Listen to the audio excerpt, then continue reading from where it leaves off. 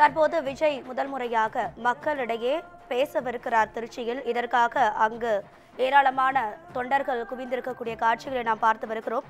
இது தொடர்பாக நம்மிடையே பேசுவதற்காக தாவேகா நிர்வாகி வாகை குணசேகரன் அவர்கள் இணைப்பிருந்திருக்கிறார். சார் வணக்கம். முதல் முறையா விஜய் ஒரு சுற்றுப்பயணத்தை ஆரம்பிச்சு இன்னைக்கு திருச்சியில பேசவிருக்கிறாரு. என்ன பேச போகிறார் விஜய் அப்படிங்கிற எதிர்பார்ப்பு இருக்கு. என்ன பேசுவாரு அப்படின்னு நம்ம எதிர்பார்க்கலாம்?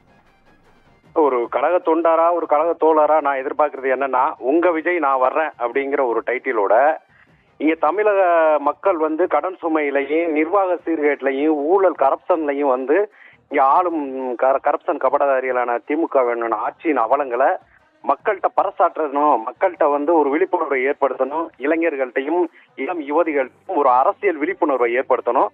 அந்த அரசியல் விழிப்புணர்வு மூலமா தமிழகத்துல ஒரு மிகப்பெரிய அரசியல் மாற்றம் ஏற்படணும். டெண்டர்ல இருந்து அனைத்துலயுமே எல்லாத்துலயுமே வெளிப்படைத்தன்மை நேர்மை இருக்கணும் அப்படிங்கிற ஒரு தொலைநோக்கு பார்வையோட எங்க தலைவர் திருச்சி என்னைக்குமே திருப்புமுனை தரும் அப்படிங்கிற ஒரு எண்ணத்துல தனது முதல் பிரச்சார அதாவது மக்கள் சந்திப்பு பயணத்தை திருச்சி மண்ணுல இருந்து ஆரம்பிச்சிருக்காரு. இது ஒரு மிகப்பெரிய திருப்புமுனை தரும். ஆளும் ஆட்சியாளர்கள் எங்களுக்கு எதிர்ப்பான கடுமையான வன்மையான அதாவது அந்த போலீஸ் காவல்துறை கொடுத்த 23 நிபந்தனைகள் டிஜிபி அலுவலகத்துல எழுதுனதா இல்லது அறிவாலயத்துல எழுதப்பட்டதாங்கிறது ரொம்ப சந்தேகமா இருக்கு. ஏன்னா 23வது நிபந்தனை எல்லாம் எப்படின்னா, மேற்கண்ட நிபந்தனைகளை விதிமுறைகளை பின்பற்றவில்லை என்றால் எந்த நேரத்திலும் நாங்கள் பயணத்தை ரத்து செய்ய அதிகாரம் இருக்கு அப்படிங்கறது மாதிரிலாம் போடுறாங்க. இது ஆக்சுவலி காவல்துறையை சொல்லக்கூடாது. அவங்க காவல்துறை லீகலா வழக்கு தொடரலாம். அதாவது விதிமுறைகளை மீறி இருக்காருன்னு வழக்கு தொடரலாம். வழக்கை தான் கோர்ட்ல சந்திக்கணுங்கிற மாதிரி இருக்கு. ஆனா எந்த நேரத்துல பிரச்சாரத்தை ரத்து பண்ணுவோங்கிறது ஒரு பாசிசத்தின் உச்சம். அதாவது நான் காவல்துறையை சொல்லல, அறிவாலயத்திலிருந்து வந்த ஆர்டரை தான் ஒருவேளை ஆட்சி அதிகாரத்திலிருந்து வந்த ஆர்டரை தான் மரியாதைக்குரிய காவல்துறை அதிகாரிகள் ஃபாலோ பண்றாங்களோ ஒரு சந்தேகம் இருக்கு. என்ன இருந்தாலும் தமிழகம் ஒரு மிகப்பெரிய மாற்றத்தை நோக்கி பயணிக்க போற முதல் நாள் இன்றையில இருந்து 99 நாள் டிசம்பர் மாசம் வரைக்கும் எங்க தலைவர் இறங்கி பயணிக்க போறாரு.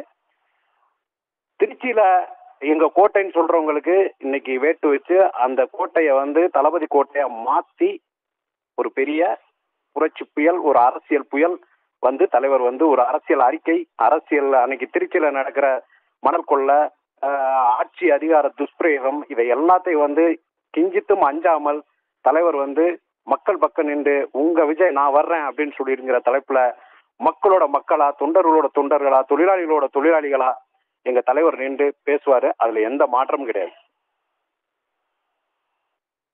ஹலோ, இணைப்புல தான் சார் இருக்கீங்க. விஜயோட பிரச்சாரம் சனி ஞாயிறுகள்ல மட்டும்தான் மக்களை விஜய் சந்திக்க போறாரு. அது என்ன இதென்ன வீக்கெண்ட் அரசியலா அப்படிங்கிற மாதிரியான நிறைய குற்றச்சாட்டுகள் முன்வைக்கப்படுது. ஏன் சனி ஞாயிறுகளில் மட்டும் மக்களை சந்திக்கிறார்? அதாவது காமாலக்கண்ணனுக்கு கண்டதெல்லாம் மஞ்சளா தெரியும் வாங்க. குறை சொல்றவங்க என்னைக்கு குறை சொல்லிக்கிட்டு தான் இருப்பாங்க. எங்களுக்கு அதை பத்தி கவலை இல்லை.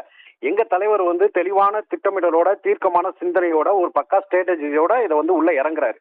ஏன் சனி ஞாயிறு இது பண்றாங்கன்னா, நாங்க கோழி பிரியாணி கொடுக்கல, கோட்டர் கொடுக்கல, காசு கொடுக்கல, வேணு பிடிச்சு கூப்பிட்டு வரல. இது உழைக்கும் வர்க்கம், தன்னெழுச்சி மிக்க இளைஞர்கள் கூட்டம், ஒரு இளம் சிங்க படைகள், இளம் பெண்கள் படைகள், குடும்பங்கள் நிறைந்த கூட்டு படைகள், இவங்க எல்லாம் வாரம் முழுக்க ஒரு ப்ரோக்ராம் வைக்கும் போது அவங்க சொந்த வேலையை விட்டுட்டு சொந்த செலவை விட்டுட்டு வர முடியாதுங்கிற ஒரு தொலைநோக்கு பார்வை, ஒரு நல்ல சிந்தனையில கூட எங்க தலைவர் இதை வச்சிருக்கலாம். ரெண்டாவது, தான் ஒரு ஒரு கருத்தை பேசும்போது இப்ப திருச்சி, அரியலூர், பெரம்பலூர், இப்ப அமைச்சர் சிவசங்கரின் அட்டூழியங்கள், அமைச்சர் KN நேரு, அமைச்சர் அன்பில் மகேஷ் இவங்களோட ஆட்சி அதிகார நிர்வாக சீர்கேடுகளை அந்த ஒரு வாரம் உள்ளாக அந்த ஏரியா மக்கள்கிட்ட பேசுவதற்காக கூட ஒரு யுக்தியாக கூட இருக்கலாம்ங்கிறது எனது தனிப்பட்ட பார்வை. ஏனென்றால் நான் சொல்லுகிறேன், இப்போ 2 நாள்லயே இன்னொரு பிளேஸ்ல போய் பண்ணும்போது இந்த 2 நாள் பண்ண அந்த பிரச்சாரத்தோட வேல்யூஷன் மக்கள்கிட்ட ரீச் ஆகாம இருக்கலாம் அப்படிங்கிற ஒரு எண்ணத்துல கூட இருக்கலாம். அல்லது உழைக்கும் மக்கள், அந்த இளைஞர்கள் அந்த தனது வேலையை விட்டு வருமானத்தை எடுத்து அவரது வருமான இழப்பை சந்திக்க கூடாது என்ற ஒரு நல்லெண்ணத்தில் கூட இருக்கலாம். அதனால் நாம குற்றம் சொல்லுவவர்கள் குற்றம் சொல்லிக்கொண்டு தான் இருப்பார்கள். ஆனால் தமிழகத்தை சீர்திருத்த வேண்டும் நினைக்கிற எங்க தலைவர், தமிழக வெற்றி கழக தலைவர், வெற்றி தலைவர், அந்த எண்ணத்துலதான் நம்ம இதெல்லாம் உருவாக்கி இருப்பாரே தவிர மத்த வேற எதுவும் ஒண்ணு இருக்காதுன்னு நான் நினைக்கிறேன். சார், இதுவரைக்கும் இல்லாத கட்சி தலைவர்களுக்கான நிபந்தனைகள் இப்போ விதிக்கப்படுது அப்படின்னு நேற்றையோட அறிக்கையிலே விஜய் சொல்லியிருக்காரு. இதுவரைக்கும் எந்த கட்சி தலைவருக்கும் இல்லாத இடர்பாடு எனக்கு இருக்கு அப்படின்னு. இதை நீங்க எப்படி பாக்குறீங்க? ஆளும் கட்சியினுடைய பயமா பாக்குறீங்களா, இல்ல இது மக்கள் மத்தியில இது டெஃபினட்டா ஆளுங்கட்சி வந்து எங்களை பார்த்து அஞ்சு நடுங்குது, பயப்படுது. தன்னோட வாக்குக்கும் தான் நிரந்தரமா 2031 வரை இந்த இதெல்லாம் ஆட்சியில இருக்கலாம்ங்கிற ஒரு கனவுல ஓட்ட விழுந்ததாக தான் நினைக்குது. ஏன்னா இப்ப மாண்புமிகு பிரதமர் வந்து ஒன்றிய பிரதமர் மோடிஜி அவர்கள் வந்து வந்தாரு. அவர் ரோட் ஷோ கிட்டத்தட்ட 20 கிலோமீட்டர் பண்ணாரு. அமித்ஷா உள்துறை அமைச்சர் அமித்ஷா அவர்கள் வந்தாரு. அவர் வந்து ரோட் ஷோ அது மெயினான பாண்டி பஜார் சாலையிலேயே 20 கிலோமீட்டர் பண்ணாரு. அதுக்கப்புறம் இப்போ துணை முதல்வர் உதயநிதி ஸ்டாலின் வந்து ரோட் ஷோ பண்றாரு. ஏன் நீங்க வந்து மதுரையில சாக்கடையெல்லாம் மறைச்சு வச்சுட்டு திரைச்சலையை வச்சு மறைச்சு வச்சுட்டு மாண்புமிகு ஸ்டாலின் அங்கிள் வந்து ரோட் ஷோ பண்ணாரு. சோ அதுக்கெல்லாம் இவ்வளவு ரெஸ்ட்ரிக்டட் பண்ணல, அதுக்கெல்லாம் நீங்க வந்து இது கொடுக்கல.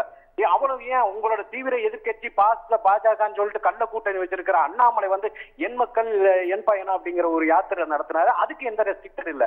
தற்போதைய எதிர்கட்சி தலைவர் அண்ணன் எடப்பாடி பழனிசாமி அவர்கள் வந்து எல்லா ஊர்லயும் எந்த ஒரு ரெஸ்ட்ரிக்டரும் இல்ல, வேணா ஆம்புலன்ஸை மட்டும்தான் உள்ள விடுறாங்க. அது திருச்சியில மட்டும் தான் நடந்துச்சு, வேற எங்கேயுமே நடக்கல. சோ அவங்களுக்கு இல்லாத கெடுபிடி, அவங்களுக்கு இல்லாத வந்து ஒரு வன்மம், அவங்களுக்கு இல்லாத வந்து ஒரு எப்படி இதை சீர்குலைக்க வேண்டும்ங்கிற எண்ணம் வந்து காவல்துறையால மட்டும் வந்திருக்காது. ஏன்னா காவல்துறை வந்து ஆட்சி அதிகாரம் யார் இருக்காங்களோ அவங்களுக்கு வந்து அடிபணியக்கூடிய, அவங்களோட கட்டளை செய்யக்கூடிய வேண்டிய ஒரு சூழல் இருக்கிறதுனால காவல்துறை மூலமா எங்க தலைவருக்கு கெடுபிடி கொடுக்கறது உண்மைதான்.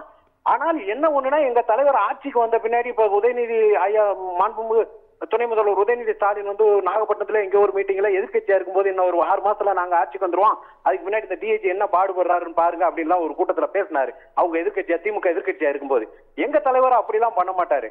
யார் ஒரு சாமானியன் தாயின் பிரசவமே போற